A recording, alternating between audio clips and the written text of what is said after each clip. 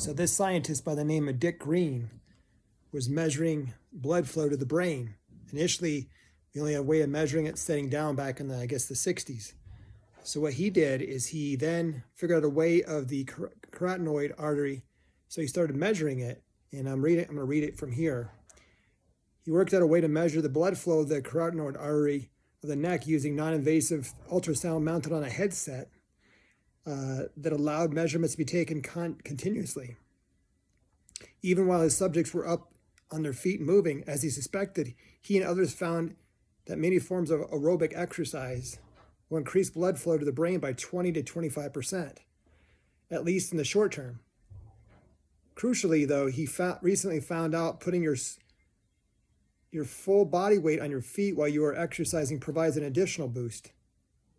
In 2017, Green reported that putting weight on your feet compresses the major arteries of the feet. The feet have the most muscles of anywhere in the body, increasing turbulence in the blood and increasing blood flow to the brain by a further 10 to 15%. Wow.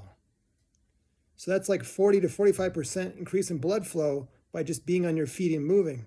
I had that last part about the muscles. It's something I learned from that Tara Umara and the barefoot movement, that you have, I think, over 200 muscles. I think it's close to 200 muscles in your feet. It's incredible. Whether the extra blood flow makes the brain work better in the movement or whether or not in the long term is like oiling the cogs of the kind of effect is something Green and his team are still working on. The studies have been planned for 2020, measuring blood pressure and flow in healthy people who are standing while walking and running were shelved indefinitely because of COVID-19 outbreak. But research continues, and they plan on doing some remarkable science to prove other things about the body. So we have endocannabinoids in the body.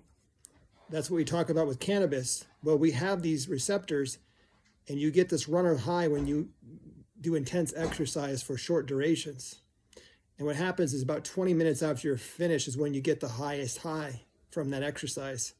So exercise is the new drug, so to speak, right? Have a blessed night. Take care.